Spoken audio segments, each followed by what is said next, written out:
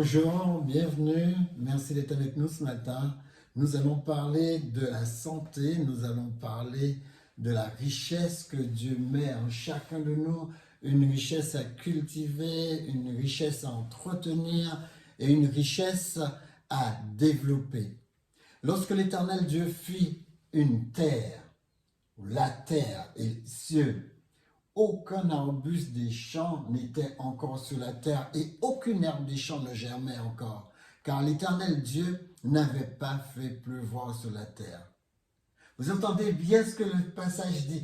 Il dit que l'Éternel n'avait jamais fait pleuvoir sur la terre. Et pourtant, la Bible nous dit que la terre existait, tout se développait, mais tout était figé.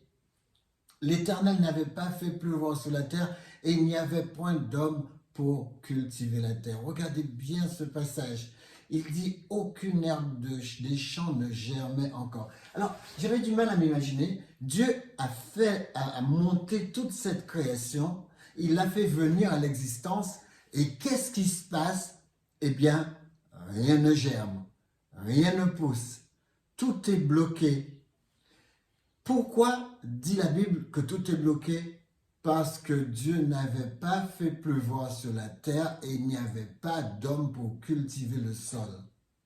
Je ne sais pas si vous vous rendez compte. La Bible nous dit, Dieu a tout bloqué tant que l'homme n'était pas là. Et alors, il a créé l'homme. Ce dernier jour de la création, ce avant-dernier jour de la création, il a créé l'homme. Il a façonné l'homme comme il faut et il a mis l'homme en vie. Il a soufflé dans ses narines. Les amis, la Bible nous dit, à l'époque, la terre était seulement arrosée. Tout était en place, mais rien ne germait. Quand l'homme est arrivé, le point culminant de la création, quand l'homme est arrivé, l'homme a vu que tout était fait pour lui et tout pouvait enfin démarrer, tout pouvait enfin germer, faire des bourgeons, porter des fruits, faire en sorte que les fleurs arrivent et que tout cela à cause de l'homme. Dieu a mis l'homme dans le jardin qu'il a créé pour lui. C'est pas par le jardin que tout passe, mais par l'homme. Pourquoi est-ce que je vous dis cela? La santé de la terre dépend de l'homme. La santé de la terre dépend de l'homme parce que la santé de l'homme dépend de la terre.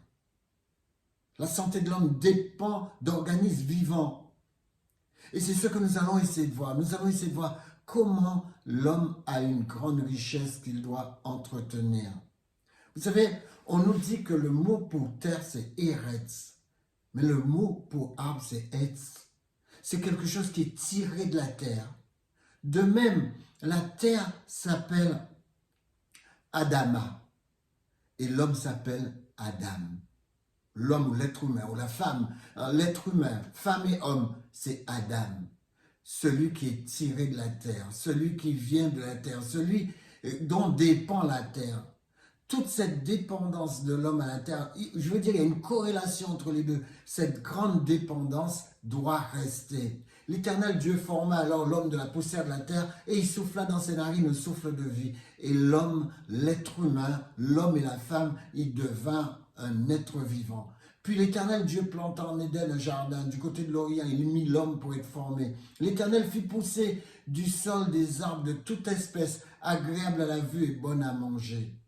Et l'arbre de la vie au milieu du jardin, et l'arbre de la connaissance du bien et du mal. Un fleuve sortait alors d'Éden et arrosait le jardin.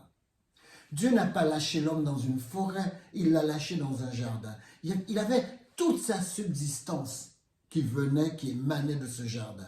Aujourd'hui, on a essayé de faire autrement, mais toujours la subsistance de l'homme, la subsistance réelle de l'homme. Vous pouvez manger tout ce qui est magique. Ce qui est magique vous rendra malade. Quand je dis magique, tout ce qui paraît merveilleux dans un magasin, mais cela vous rendra malade. Mais si vous retournez à la terre, à ce qui vient de la terre, si vous allez dans le rayon fruits, le rayon légumes, mais je parle de vrais fruits, je parle de vrais légumes, parce que tout est tellement maintenant frelaté, tout est tellement distant de la nature. Essayez de rester le plus proche de la nature quand vous allez faire vos courses. Et vous verrez à quel point vous retrouvez votre santé. La santé, selon la Bible, c'est lorsque vous êtes psychophysiologiquement bien. Pas seulement physiologiquement bien, mais même psychologiquement bien, mentalement bien, spirituellement bien. Tout cela est attaché. Écoutez bien l'apôtre Paul en 1 Thessaloniciens 5, 23. Il dit que le Dieu de paix vous sanctifie lui-même, tout entier, et que tout votre être, voyez ce que je vous disais, la santé c'est tout votre être, l'esprit, l'âme et le corps, qu'il soit conservé irrépréhensible lors de l'avènement de notre Seigneur Jésus-Christ. Dieu veut que vous vous occupiez de votre mental, de votre spirituel, mais aussi de votre corps. Il veut que vous vous en occupiez. Vous en êtes responsable. Ne croyez pas parce qu'on vous donne 2 comprimés pour une maladie que vous n'êtes pas responsable. Vous êtes responsable déjà de lire les effets indésirables et de savoir prendre votre décision par rapport à ce que vous vivez. Les amis, c'est à nous de maintenir notre santé. Personne ne le fera à notre place. Alors pour la santé spirituelle, voilà ce que Dieu dit à Josué, que ce livre de la loi que je te donne ne s'éloigne point de ta bouche, médite-le jour et nuit pour agir fidèlement selon tout ce qui y est écrit, car c'est alors que tu auras du succès dans tout ce que tu entreprends, c'est alors que tu réussiras tout ce que tu entreprends. Ne t'effraie point, ne t'épouvante point, c'est pas parce que les gens te font bouh que tu dois croire que eux ils vont devoir prendre la responsabilité de ta santé, non. Même si les gens t'effraient, il dit, ne t'épouvante point, car l'Éternel, ton Dieu, est avec toi dans tout ce que tu entreprendras. Vous avez vu le niveau que Dieu met, en place pour notre épanouissement? Il nous dit, t'as pas à avoir peur. Ne fais pas la peur te dicter ce que tu dois faire. Tu ne dois pas avoir peur. Les amis, bien-aimés, je souhaite que tu prospères dans tous les domaines de ta vie et que tu sois en bonne santé, comme prospère l'état de ton âme. Je voudrais que tu prospères. Il dit, comme prospère l'état de ton âme ou ton cœur, c'est la même chose dans la Bible. Ta pensée ou ton cœur, c'est la même chose. Mais aussi tes sentiments ou ton cœur, c'est la même chose. Tes sentiments ou ta volonté, c'est la même chose. Tu liras ça dans Genèse 6, 5, Genèse 6, 6 et Genèse 8, 21. La pensée, les sentiments, la volonté, c'est ton cœur ou ton âme. C'est la chose principale de ta vie. Deuxièmement, tu dois avoir une bonne santé mentale. Mange comme il faut. Ton cerveau, c'est 80% de gras et 20% de glucose. Mange comme il faut. Il te faut des lipides. Il te faut, je ne sais pas, tu peux trouver tes lipides dans les huiles, telles que surtout les bonnes huiles, comme l'huile d'olive, comme l'huile de coco. Tu peux trouver tes lipides. Mais tu peux aussi trouver tes lipides dans les graines, granivores, noix, noisettes, etc. Noix de Brésil. Tu peux trouver ton gras là. Mais tu peux aussi trouver ton gras, si tu n'es pas végétarien, tu peux trouver ton gras dans le saumon, dans le hareng, dans la sardine, tu peux trouver ton gras un peu partout, que ce soit les végétaux, que ce soit animal, tu peux aussi trouver ton gras et garder ton cerveau en bon état. Le cerveau est un muscle, il faut d'abord lui donner à manger.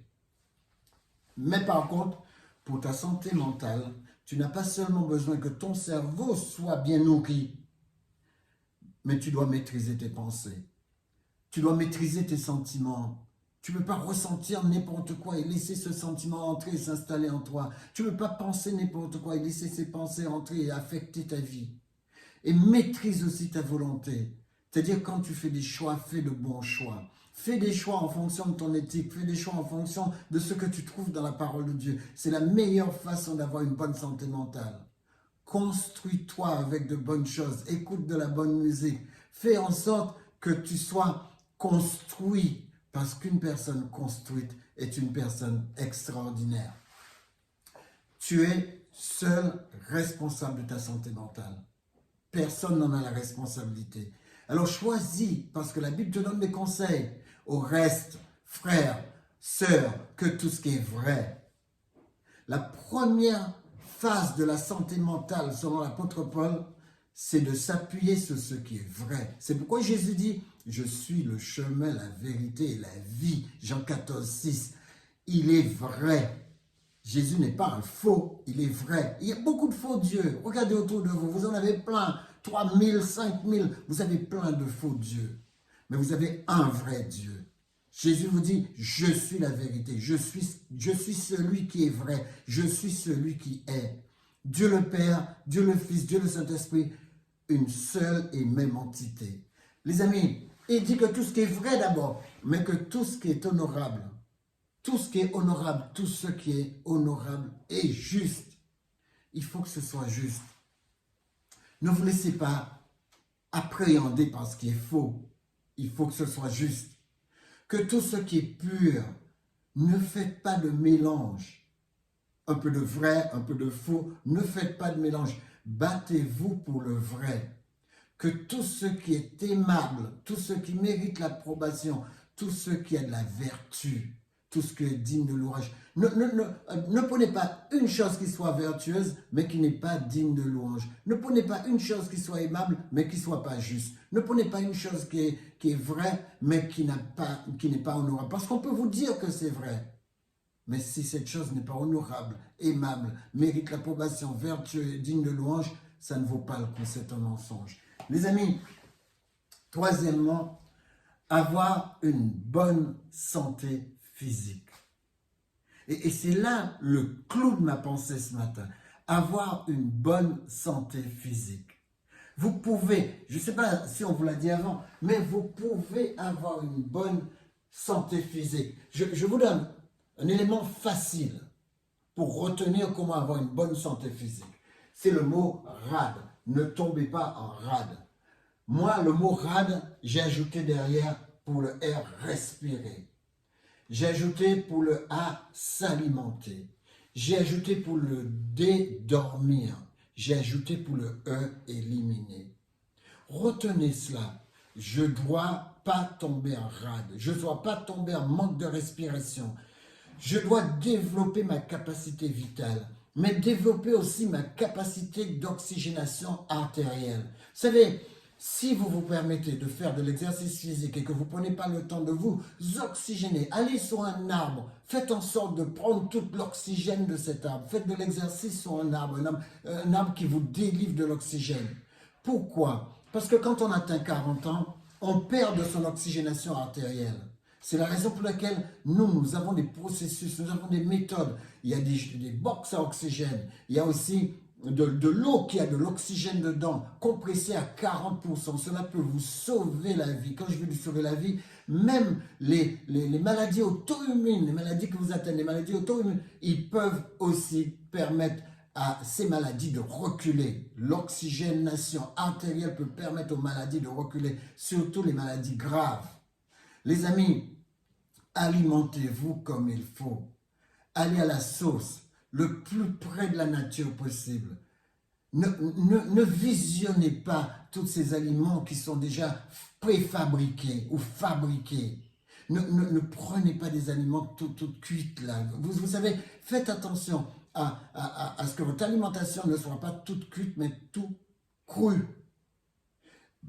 Essayez de vous alimenter de la manière la plus simple. Vous avez des fruits, vous avez des légumes, ne laissez pas les gens les préparer pour vous. Toutes les préparations ont du sucre dedans. La semaine prochaine, je vous parlerai du sucre. Mais toutes les préparations que vous avez dans un magasin ont du sucre. Il y a des adjonctions de sucre. Et beaucoup ont des adjonctions de gluten. Ce n'est pas étonnant que les gens aient une intolérance au gluten. Mangez vrai, retournez à la nature. Soyez, entre guillemets, animal. Retournez à ce qui est naturel. Troisièmement, dormez bien. Vous savez, le sommeil profond, récupérateur, le sommeil ou réparateur ou recréateur. Le sommeil recréateur, c'est entre 1h et 4h du matin. Moi, j'ai une personne qui est venue me voir, remplie de spiritualité selon ce qu'elle pensait. Vous savez ce qu'elle m'a dit? Elle m'a dit, eh bien, moi, je me réveille tous les jours à 3h du matin pour prier. C'est un non-sens. C'est un non-sens, c'est vraiment un non-sens. Ça, c'est du spiritualisme. Faites la différence entre spiritualisme et spiritualité. Dieu ne peut pas vous demander de faire quelque chose qui va à l'encontre de la chronobiologie qu'il a plantée en vous, sans quoi Dieu ne serait pas cohérent. Entre 1h et 4h du matin, vous devrez être profondément endormi pour vous reconstituer, sans quoi vous n'êtes pas reconstruit. N'écoutez pas tous ces gens-là remplis de spiritualisme et qui vous racontent des bobards, qui vous disent réveille-toi et prie à 3 heures du matin. C'est quoi, Dieu, il est plus efficace à 3 heures du matin qu'à 10 heures du matin? Ouh, je rencontre tellement de non-sens que je ne sais pas où donner de la tête. Accrochez-vous à la parole de Dieu. Dormez, prenez votre temps de dormir. 22h30, 23h, ça doit être le maximum. Même si vous n'êtes pas encore endormi, mais couchez-vous. Comme ça, vous aurez le temps de prendre votre essor et à 1h du matin, être profondément endormi pour profiter de la recréation du sommeil. Je ne sais pas comment le dire. Quatrièmement, si vous respirez bien, si vous alimentez bien, si vous dormez bien, si vous le pensez et que vous n'éliminez pas bien, vous avez un problème. Parce que si vous vous alimentez comme il faut et si vous dormez bien, je vous assure que vous éliminerez comme il faut. La constipation devient un fléau. Il y a des gens qui me disent, écoutez, je vais aux toilettes une fois tous les 10 jours ou une fois par semaine. J'arrive pas à le concevoir. Comment on peut manger et emmagasiner de la nourriture comme ça? Vous savez ce qui se passe à l'intérieur de vous? Les fruits et les légumes commencent leur putréfaction après 24 heures. C'est pourquoi il doit être dégagé de votre corps. Vous devez aller à la selle tous les jours. Et vous savez ce qui se passe avec les viandes? Si la viande reste 24 heures dans vos intestins, il pourrit déjà. Alors dites-moi comment vous ne pouvez pas avoir une maladie grave du côlon si vous n'allez pas à la selle tous les jours. Expliquez-moi comment. Prenez l'habitude de prendre le temps d'éliminer. Si vous n'éliminez pas, vous connaissez mon numéro de téléphone. Vous savez très bien que Mission 7 travaille en étroite relation avec Alpha Santé. Alors vous avez mon numéro de téléphone, réglez ce problème de respiration, d'alimentation, de sommeil et d'élimination. Allons un peu plus loin parce que le sujet c'est que vous soyez en bonne santé. Premièrement, prenons-le. Respirez. Si vous ne faites pas de l'exercice physique, vous pourrez toujours manger comme il faut, dormir comme il faut. Vous allez vous faire avoir. Les amis, respirer, c'est quoi? C'est aspirer et rejeter l'air. Quand nous faisons des organotests, nous voyons que beaucoup de personnes ont des problèmes de capacité vitale. Vous savez pourquoi? Parce qu'ils sont trop sédentaires. Vous ne pouvez pas rester tranquillement assis, tranquillement dans votre fauteuil et croire que vos vaisseaux vont fonctionner comme il faut, que tout à l'intérieur va fonctionner comme il faut.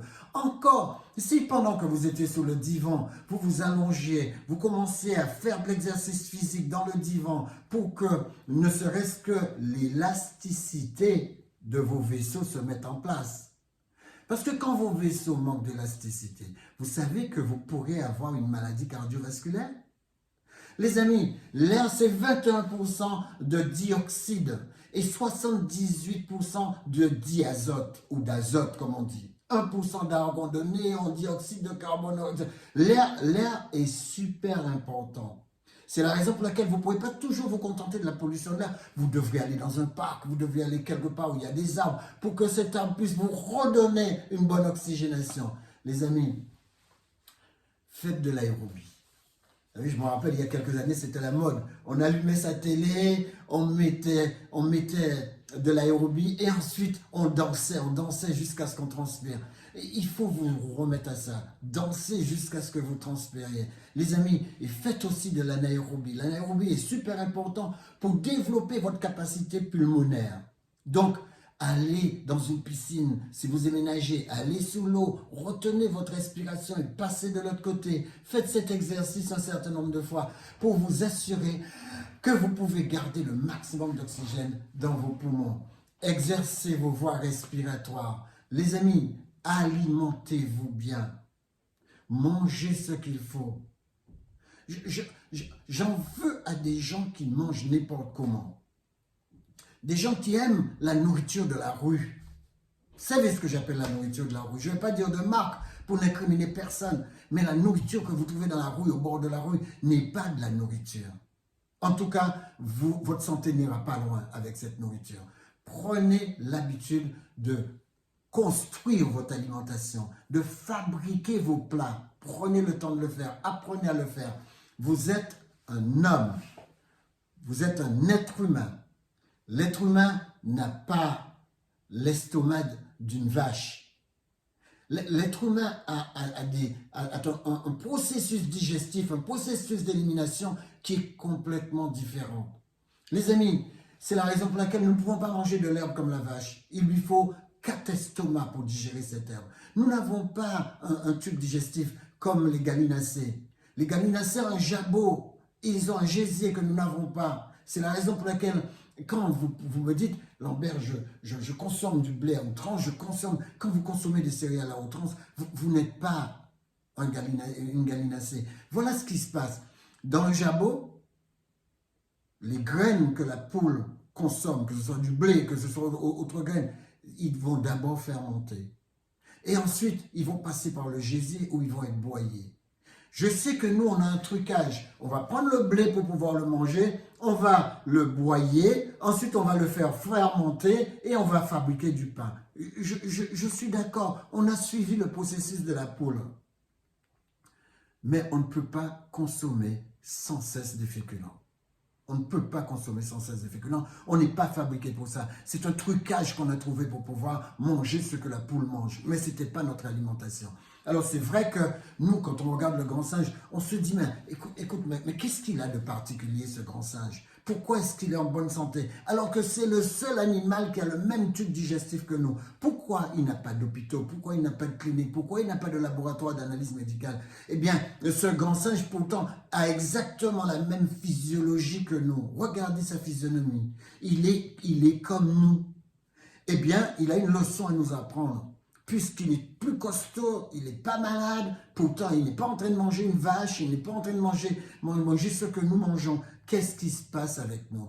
Les amis, le grand singe a une particularité et il ne nous comprend pas. C'est pourquoi je le laisse parler. Lui, quand il nous regarde, il dit, et toi là-bas, tu manges quoi? Il dit, tu manges du riz blanc? Il dit, mais comment est-ce que c'est ça ta nourriture? Tu manges du blé, c'est ça ta nourriture? Il dit, tu manges des viandes cuites. Mais il ne comprend pas qu'on puisse manger cela. C'est la raison pour laquelle il nous dit, moi je suis hominidé, et toi t'es quoi? Alors certaines personnes disent, moi je suis omnivore. Nous ne sommes pas omnivores.